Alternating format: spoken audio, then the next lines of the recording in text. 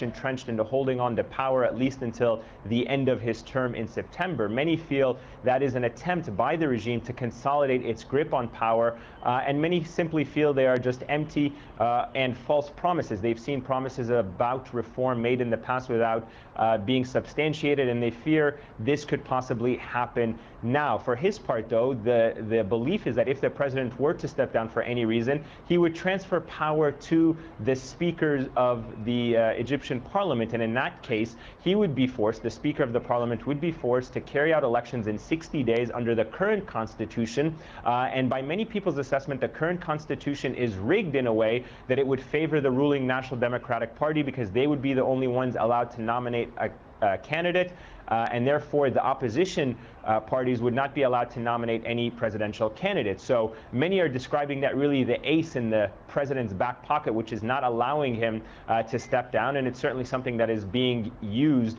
to back or push back the demands of the protesters and the opposition, saying it would lead to a bit of political vacuum and chaos without bringing the much-needed reforms that the protesters and other members of Egypt's opposition are demanding. Now, all of this is happening as the protesters continue in Liberation Square, with some of them moving closer to the symbolic heart of Cairo at the Parliament building. There's a sit-in taking place there that is lasting throughout the course of the evening. And all of this against the backdrop of some very interesting developments with Egypt's labor force. Thousands of workers representing different sectors and industry have gone on strike, and it's a momentum that many of the protesters say will add to their cause for President Hosni Mubarak to step down. Whether or not these labor strikes continue to grow in the coming days will be watched very closely, because they represent a very important element of Egyptian society and could widen and increase perhaps the pressure against Hosni Mubarak to step down. All right, well, joining me now on the line from Cairo is Hussam Al-Hamalawi. He's a blogger and an activist. Hussam, thousands of workers have gone on strike today, as we saw right across Egypt. From what you've heard, who's striking next? Tomorrow, the public transportation workers in Cairo are striking all over the town, and no public buses will be moving.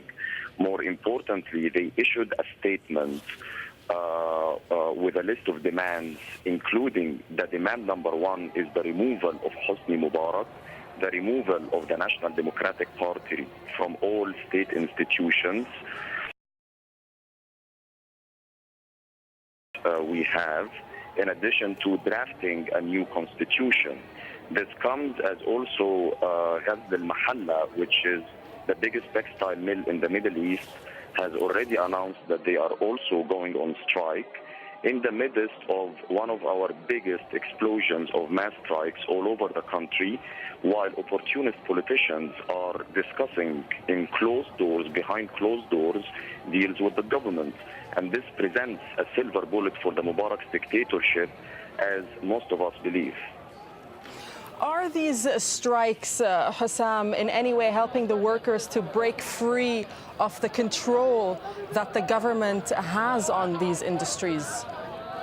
Of course, these strikes are taking place in both private and public sector. It's happening also in military factories in Helwan. And this is providing such a boost for the revolutionaries in Tahrir Square, who have also moved last night against the parliament, and right now they are besieging it as I'm talking to you. Okay, Hussam, we heard the vice president also come out and say Omar Suleiman threatening using words such as coup. Some say this is a possible reference to a renewed crackdown. Is it, in your opinion? If this shows anything, it shows how desperate and cornered is the Omar Suleiman, Hosni Mubarak military junta at the moment. I think that we are winning and we are gaining ground.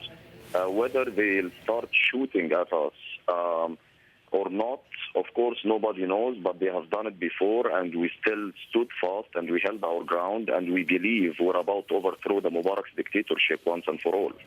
Okay, Hussam Al-Hamalawi talking to us there from Cairo. Thank you. Well, elsewhere in the country, 3 protesters have died and about 100 people wounded in clashes with police. And that happened in the western province of New Valley. Anti-Mubarak demonstrations started on Monday night. Several people were also injured and were taken to hospital. Reports say that it was the first serious clashes in the province since the 28th of January, when a day of wrath was observed. Well, the role of the country's armed forces has been in the spotlight ever since protests in Egypt began late last month. The military has, by and large, stood on the sidelines as protests spread across the country. But will it continue to do so in the future? That's the question. Vice President Omar Suleiman has warned of a possible coup by the army if the protests continue indefinitely. Soldiers out on the streets of Egypt were welcomed by protesters early on, and some suggested it could convince some of them to go home. The army could convince them. Generals did call on the demonstrators to end their agitation, but that didn't happen. Others say the army won't go against one of its own. President Mubarak, after all, is a decorated military man. Troops stood by while pro- and anti-Mubarak protesters clashed in central Cairo last week. Tariq Masoud is an assistant professor of public policy at Harvard University, and he says the signs point to the army standing by President Mubarak. I think what we have seen so far is that the army hasn't been standing by, but rather has been standing by Mubarak. The neutrality shown by the military towards the protesters as they were being attacked by the quote-unquote pro-Mubarak protesters, I think reveals very clearly that this military has a vested interest in maintaining the status quo, and that for the time being they've calculated is a Hosni Mubarak presidency. And I would also say that those who threaten a military coup have to understand that, the people aren't going to buy that as a change. In other words, the military currently runs Egypt. I mean, Mubarak obviously is the face of that and had managed to aggrandize and enrich himself. But fundamentally, the nature of this regime wouldn't change if there were a military coup. And so the question is, how does this cause the protesters to think that there's anything different at all? I don't understand. Jordan's King Abdullah has sworn in a new government. The reshuffle was prompted by protests calling for change in the country. They were inspired by the demonstrations in Egypt and Tunisia. Ex-army chief General Maruf Bakhit becomes prime minister. He's been tasked with implementing new legislation. We are giving priority to political reform, probably to legislations that govern political life. Therefore, the government will immediately start with a national dialogue, without excluding anyone, and will come up with a new election law that has general consensus, as well as other legislations such as municipalities and public gathering laws. The government will take effective measures to fight corruption. The Italian Prime Minister says an attempt by federal prosecutors to put him on trial is a bid to topple his government. Silvio Berlusconi faces allegations of paying for sex with a 17-year-old Moroccan dancer and then using his political power to cover it up. Lawrence Lee has more. He may be one of the great survivors, but there's no doubting Silvio Berlusconi has reason to worry. Even given his ability to hold on to power despite all kinds of allegations of financial or personal impropriety in the past, there now appears to be so much evidence linking him firstly to young bunga parties that prosecutors believe they've got enough against him to have a criminal trial straight away.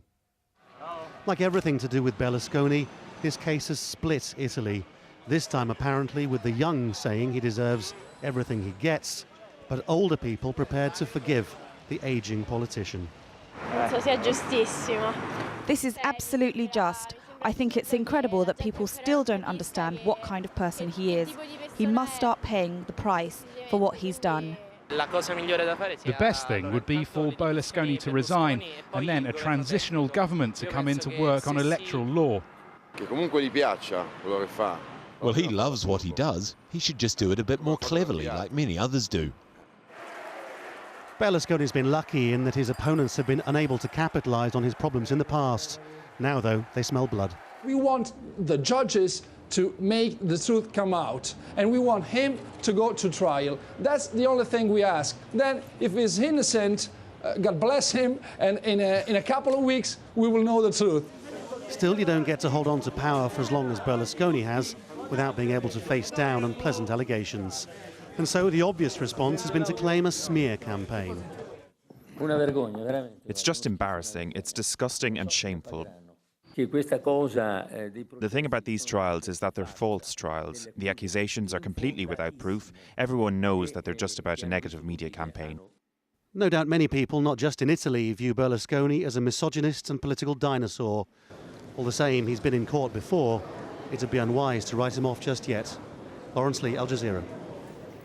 U.S. aid to Pakistan is under threat over the detention of an American citizen who shot and killed 2 armed men. Relations between Islamabad and Washington have been strained since the incident took place in Lahore 2 weeks ago. The U.S. State Department has again insisted that Raymond Davis has a diplomatic immunity. Here's Kamal Haidar. A diplomatic row is brewing between Pakistan and the U.S. over the arrest of an American citizen. Raymond Davis is being held in the shooting deaths of 2 people in Lahore. He says they were trying to rob him at gunpoint. The U.S. Embassy asserts he's a diplomatic employee and his arrest is a clear violation of the Vienna Convention. So far, Pakistan disagrees.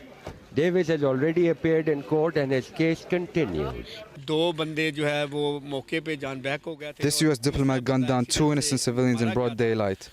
We want to inquire what he was doing on the streets of Lahore with a pistol and all alone.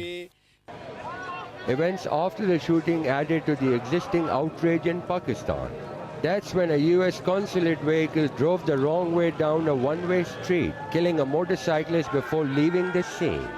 Tens of thousands of protesters have rallied in Lahore to demand justice. The U.S. sent a senior congressional delegation to demand that Islamabad free Davis.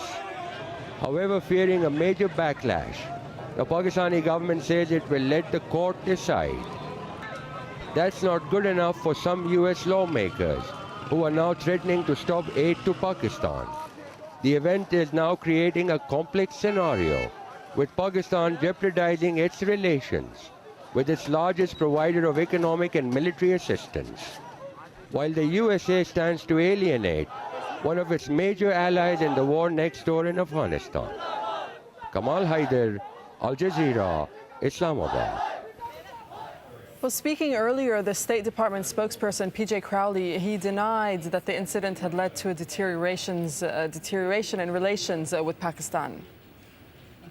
The reports that we have suspended all contacts with the Pakistani government is not true.